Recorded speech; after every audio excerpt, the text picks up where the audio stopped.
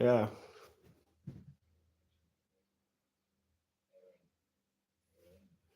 So,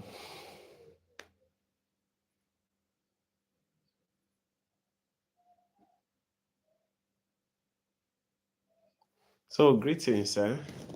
I'm waiting for people to join here. I've already shared the link. Um, you can join me.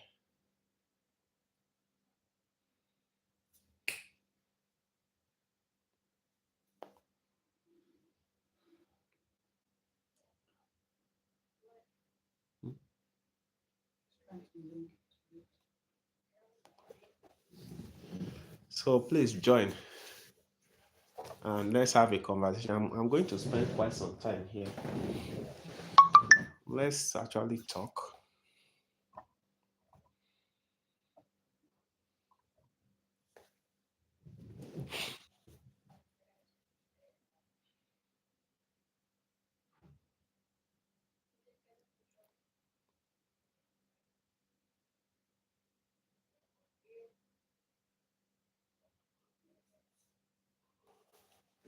Please, if you are live, just indicate by saying hi so that I can say, even though it's one person, I'll just go ahead and talk.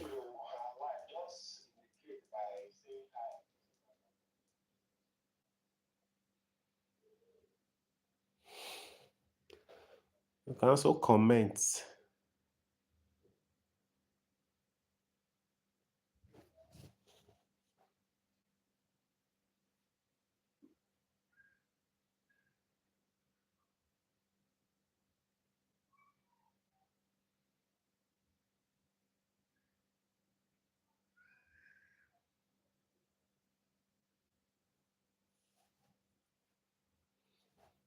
Okay.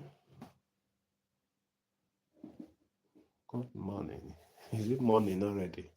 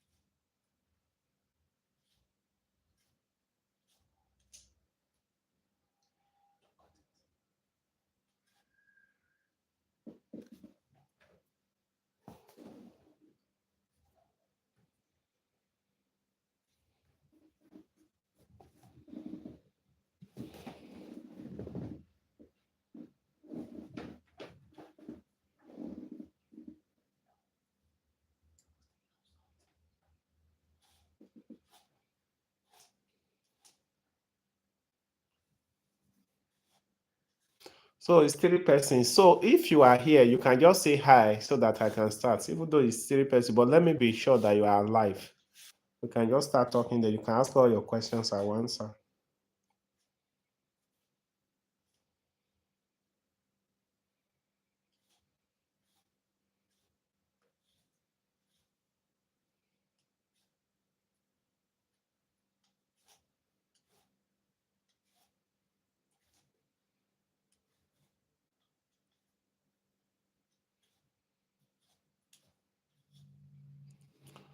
So you can ask all your questions, I will answer, please. I need to be sure that you are here. Now, YouTube can be quite funny.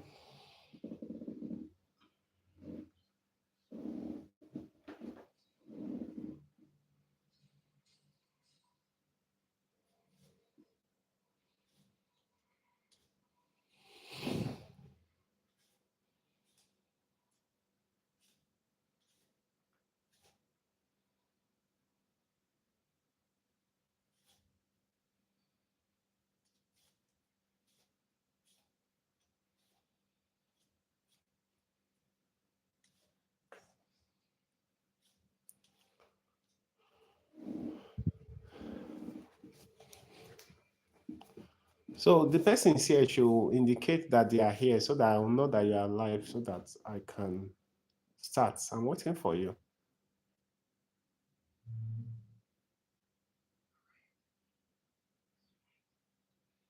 Okay, Lillian Saretin, good evening. It's like it's you and I that will just be here today. Okay, there's another person. Alamide. Okay.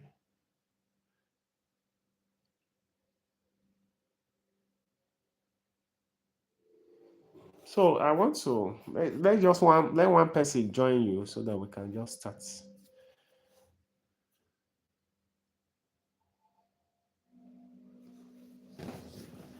This is a little hot.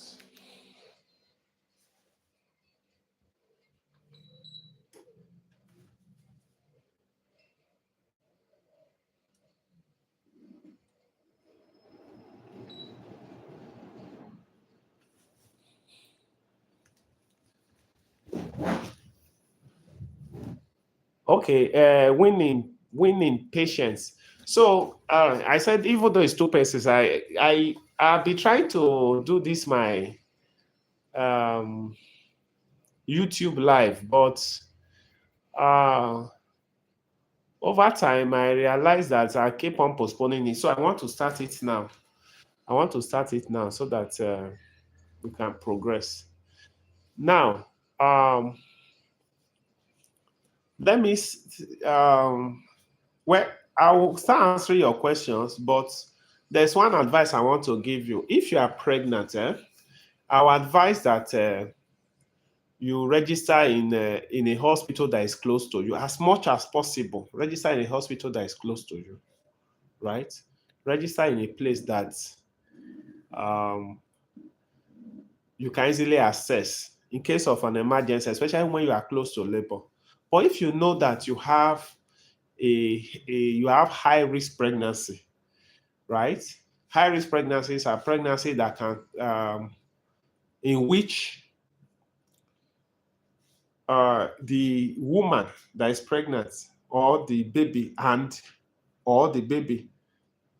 is at risk, right, of suffering health challenges or even death, right? So it's a those are high risk pregnancy. And what are high risk pregnancy? Preeclampsia, eclampsia, hypertension in pregnancy, kidney disease in pregnancy, liver disease in pregnancy, pregnant women with seizure disorder, pregnant women with HIV, pregnant women with hepatitis B and C, right? Pregnant women with previous cesarean section, right? They are high risk pregnancy because a woman that has had a previous cesarean section, if not well followed up, may run into trouble, right? Women with goiter, thyroid disease, yes, they are also high risk pregnancy. So the women with asthma are also high risk. Pregnant women with asthma are also high risk, right? Pregnant women with previous congenital anomalies are also high risk. So those are high risk pregnancies. So if you notice that you have such high risk pregnancies, what you need to do is to go to a teaching hospital. If you can access such a teaching hospital, if you are in a local hospital, a private hospital, or this, it requests that they should refer you to a teaching hospital where you will get better help. I know some of you don't like teaching hospital because you think that nobody has your time, everybody is busy and the rest. But that's the place you get help. That is where the manpower is, the facilities are, right? And you get help there. I hope that you understand what I'm trying to say. Then, um, another thing you should know is that if you are pregnant and you are not on folic acid, please advise yourself. Make sure you are taking folic acid. Prevention is better than cure. Prevention is also cheaper than cure. When you're on folic acid, what happens is that um, your the chances of your baby developing congenital birth defect like spinal bifida are rare. Lack of folic acid has been, not taking folic acid during pregnancy has been implicated in many congenital anomalies, including undescended testes, spinal bifida, poor brain anencephaly, poor brain development, and many others. So you need to be on folic acid though. It's cheap. That small drug, I call it small but mighty, right? As small as it is, it can save you from many heartaches. It is not easy to have a child after all the struggles of labor. You will now be going to what's it called? You will now be going to one hospital to the other immediately after the child is born, looking for um, the hospital that will give your child help, that will help your child to overcome all these congenital anomalies. I've seen women, I've seen couples, some after delivery. So I've even seen the one that they delivered on that same day they delivered. They told them to go and see a plastic surgeon. You get what I mean? And it's stressful. Labor is stressful, pregnancy is stressful, and trying to help a child with congenital anomaly is even as it's more stressful. You spend more and the rest. So why not you just take a folic acid and be at peace? You get what I mean? No matter how you think the drug uh, is smelly, because some of you will say the drug is smelly, you don't want to take the drug, that the drug is not, it makes you vomit, and no matter what you think, try as much as possible to be taking it. You can put it inside a bar and drink, right? You can put it inside fufu and take, right? If you cannot take that one that you think is smelly to your nose, you can take, what's it called? Um, you can buy pregnant care and be taking pregnant care. You get what I mean? Uh-huh. So that's it. So um, that's what I want to tell you. But I would like to listen to your questions so that I will answer them as appropriate. I like to listen to them so that I can answer them as appropriate. One thing you should know is that pregnancy itself is not easy. There are certain things you need to do, right? That will make it easy for you.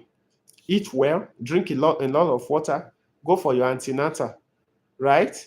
Go for your antenatal. Don't miss your antenatal. No matter how tired you are, go. Check your PCV, do urinalysis, check your blood pressure, right?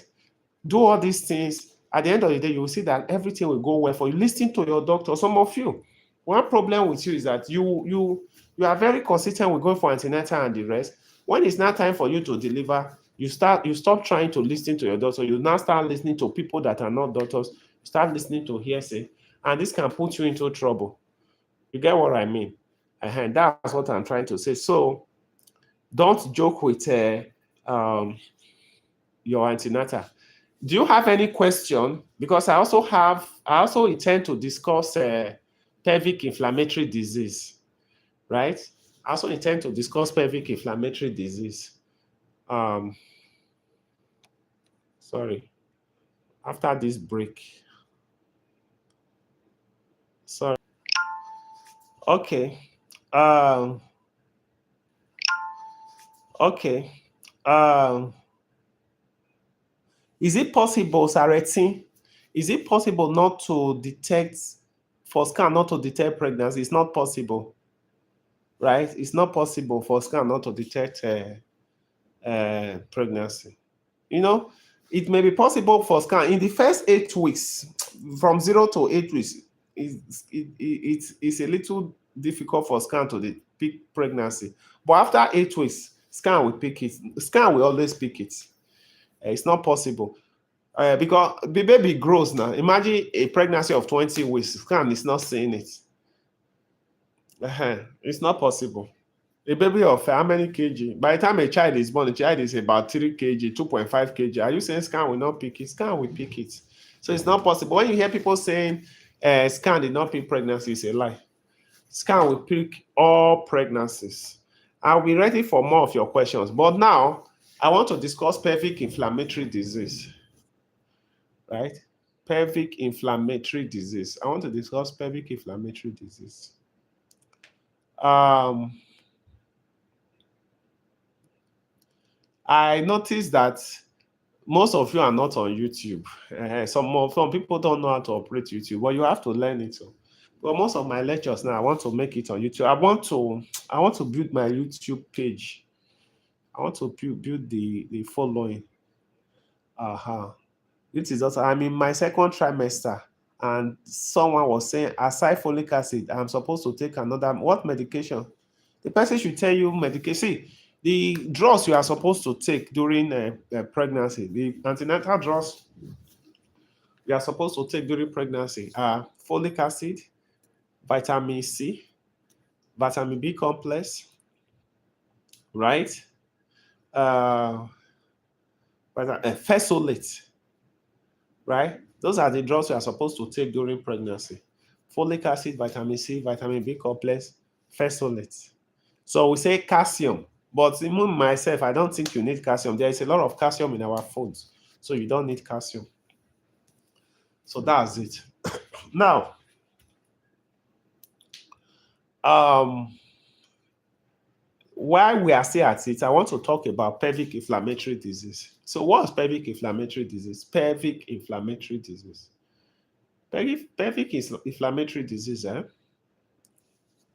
is an infection, right? It's a sexually transmitted infection, and the infection spreads across or affects the vagina, the cervix, the womb, and the fallopian tubes. And there is infection in the fallopian tube. You know the tubes, the womb, and the cervix, the vagina. So it's an acute. It can be acute or chronic, right? Now, pelvic inflammatory disease is the number one cause for every 25% of women that come down with pelvic inflammatory disease. For every 10 people or 100 persons, that women that come down with pelvic inflammatory disease, 25% of them will suffer. We have issues with fertility in future. We have issues with getting pregnant in future. So that's the challenge with pelvic inflammatory disease. Most of the issues with fertility you see many women going through today, find out, you will notice that they had pelvic inflammatory disease when they were much younger. And that pelvic inflammatory disease, it was not well treated. So because of that, pelvic inflammatory disease can cause tuber blockage. In fact, pelvic inflammatory disease is the number one. 98 to 99% of the cause of pelvic inflammatory disease. What is it called? 98 to 99% of tuber blockage. Pelvic inflammatory disease is the cause. Yeah, pelvic inflammatory disease is the cause. So, and it is what it is. And the challenge with the tuber blockage from pelvic inflammatory disease, the tuber blockage may be both womb or both tubes or one of the tubes. And once the tubes are blocked, from the tube, the egg will flow through will flow through the tube to get to the sperm. The sperm will flow through the tube to get to the egg before they flow back and come and attach to the womb. Now there's a blockage, so it cannot happen. So the woman will start having issues with getting pregnant. Yeah, you get what I mean? That's it. And other issues with pelvic inflammatory disease, it can cause peritonitis, it can cause tubal ovarian abscess, pus can gather in the womb, it can cause a contracted pelvis, frozen pelvis, a situation whereby all the organs in the pelvis are frozen, are gummed together, and the woman will find it difficult to conceive. It can cause uterine synecdoche. The womb will be flat, will be gummed together, and the woman will find it difficult to conceive. You get what I mean? So pelvic inflammatory disease is something serious. And what causes pelvic inflammation is sexually transmitted. And the number one cause of pelvic inflammatory disease, I know you will be here thinking of, you want to hear staphylococcus. It's not. It's gonorrhea, gonococcus bacteria. It's gonococcus, followed by pseudomonas, followed by klebsiella, followed by streptococcus, before even staphylococcus. You get what I mean? Gonorrhea is the number one cause of pelvic inflammatory disease in the world. That gonorrhea you see is the number one cause of pelvic inflammatory disease in the world. So you must treat it. And you know the funny thing with pelvic inflammatory disease, you may have it as a woman, you will not know. You'll be having discharge. You will not even, you will think it's normal. You will not know. And if a woman has a man having gonorrhea and a woman having gonorrhea, it's almost the same thing. It's not the same thing. When a woman has gonorrhea or contract gonorrhea, in 3 days, the man will start having symptoms. How? When the man is trying to urinate, the man will start having pain. The man will start screaming. So he want to go and get treated. A woman may have gonorrhea, right? And she will not know. She will not have any symptoms. The woman will be asymptomatic. And that's where the danger is. So now let me talk about the symptoms. Discharge, foul smelling discharge that is smelly, right? You may be having lower abdominal pain. You may be having pain during mekwe, right? During mekwe, during penetration, you may be having pain during mekwe, right? You will not have issues with urinary tract infection. It's just pain during mekwe, lower abdominal pain, right? Then foul smelling discharge. Then you will not now notice that your period has changed. Your menstrual cycle, because pelvic inflammatory disease has a way of changing your menstrual cycle. It will change the way your flow, changing your flow. You now start having issues with your flow. So that's how it works, right? That's how it works. Uh, um, and how do you detect it? You do from these symptoms I've mentioned, then you do a scan. When you do a scan, you will notice that they will tell you that there is collection in the pouch of Douglas, pus in the pouch of Douglas. There is pus in it. There is pus in your pelvis. And if you do a wound swab, it will yield, you will see that the wound swab will yield maybe one form of bacteria or the other, right? But scan is the most reliable. Then swab. If a swab is well taken, it will tell you the causative organism, and the bacteria antibiotics are sensitive to that causative bacteria. You get what I mean? And it can be treated with antibiotics. Sometimes if it is not well treated, if antibiotics may not be the solution to pelvic inflammatory disease. Some pelvic inflammatory disease will require surgery. And if it requires surgery, you need to go under the knife so as to drain the pus out of your tummy, out of your pelvis, so that the pus will not cause your organs to become frozen and you'll be having difficulty in getting pregnant in future. You get what I mean? So that's all about pelvic inflammatory disease. If you have further questions, let me know. Let me know. Okay, patience. You said calcium was the medication that was okay. Calcium, I beg. I'm not really a fan of that calcium. Just eat your normal food. Take all those drugs, you are okay. I'll wait for some minutes, like let's say 2, 3 minutes for any follow-up questions. Then I may decide to end this session. It's our first time, so it's small. Maybe in future it will keep on increasing in number. I think I'll be doing my YouTube this year every weekend now. Every weekend so that we can grow in numbers.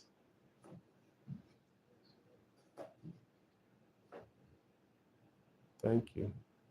If you have further questions, you can ask.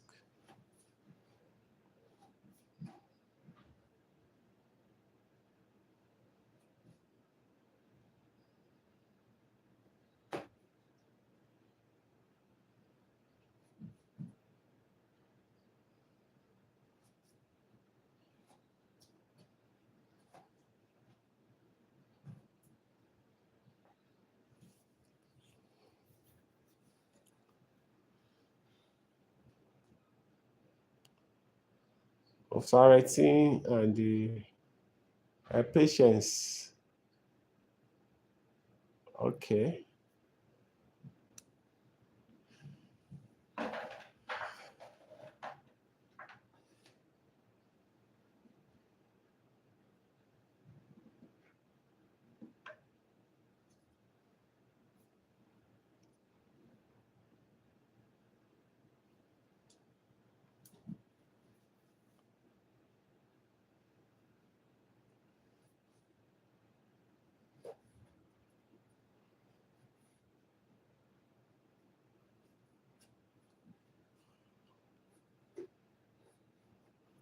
Thank you so much for. I will not know if you are not commenting. It's just 7 people that are online. I've been talking, and I hope you have been listening. You have been hearing me. Thank you until we.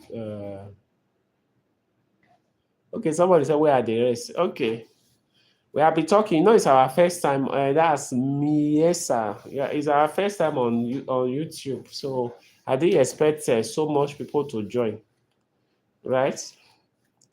So since you are here, if you have any question, you can ask so that I will answer you before I go. Some people have joined. Some people have asked their. I've tried to listen to the lecture and yeah, yeah, gone.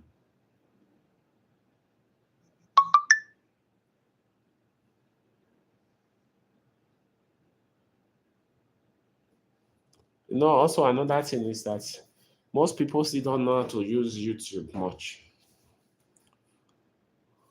Somebody sent a question.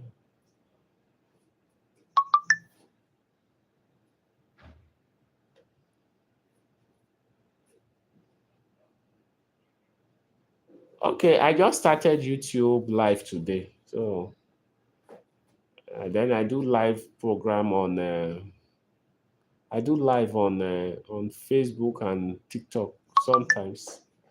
No, but I want to be consistent with my YouTube live now. I want to be consistent with it. I want to be posting more and more often, going live on YouTube so that I can boost up this page. Fun enough, this is my oldest page.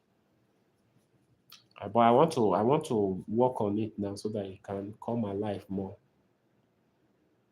Most of my videos, most of my lectures, teachings on YouTube, on Facebook and TikTok are also here. You can also watch them here. Okay. For a pregnant woman what can Vasoprene be recommended? Vasoprene, yes. If I don't know what you were asking, Sha, but I know Vasoprene is recommended for pregnant women who had previous preeclampsia or eclampsia or who are at risk of developing hypertension in pregnancy. The drug is safe. It is to okay, who went through cervical circlage. They don't prescribe Vasoprene for patients that had circlage. Oh. The reason they prescribe Vasoprene for women is because the woman had preeclampsia, hypertension in pregnancy in her previous pregnancy, or has a family history of preeclampsia, or had um, a history of eclampsia, or currently the woman is hypertensive. If the woman is hypertensive, so the woman uh, so some doctors will prescribe Vasoprene for you if they notice that you are borderline hypertensive. Your BP is looking like it wants to be high, but it's not. It has not gotten to that point yet. The aim is to protect you and your baby from developing full-blown preeclampsia. It's just like a drug given to women to prevent preeclampsia. That's it.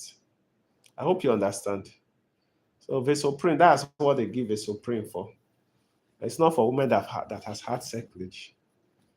Women that has had circlage, what they give them is salbutamol to prevent uterine contraction, not Vasoprene.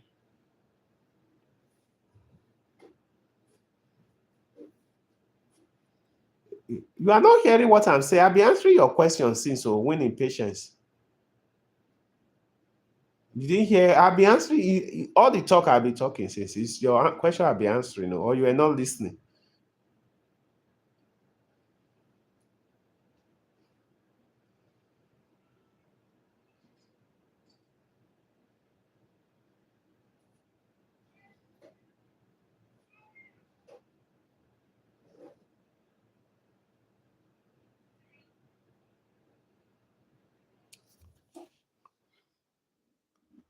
Okay, we have power outage here.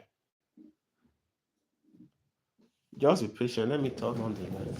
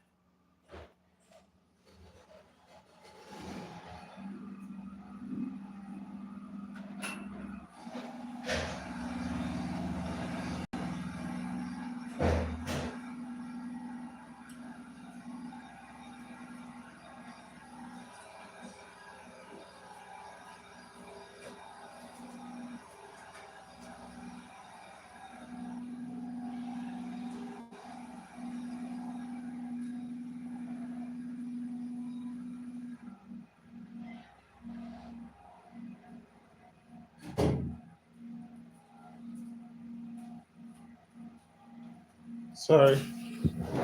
So, uh, can a patient, can a diabetic patient survive without insulin? Yes, and no. Yes and no. See, there are, how do I put it now? It's not all diabetic patients that will need insulin, right? It's not all diabetic patients that will need insulin. And um, all diabetic patients will, at one point or the other, require insulin. There are indications for giving insulin. Pregnant women may need insulin during, like a woman that is pregnant and is diabetic may require insulin, right? A patient that has had surgery, at least for the first 72 hours, may require insulin. You get. Patient with type 1 diabetes will require insulin. You get. A woman that is diabetic that just delivered will require insulin. Anything, then if your blood sugar is so high, like you are now having diabetic coma, diabetic diabetic ketoacidosis, hyperketotic state, and the rest, you will require insulin. But aside all these conditions, medications alone is enough. But if your doctor look at you and realize that your sugar is not well controlled, your doctor may decide to place you on insulin. When they say somebody is diabetic, does not mean the person will be on lifelong insulin. There are reasons why you need to be on insulin. Thank you so much.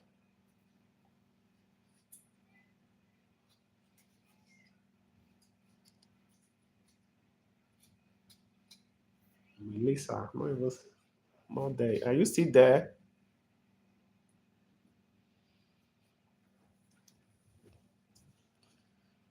In the absence of further questions, I'll say thank you for being around. We'll meet again. Thank you and bye-bye.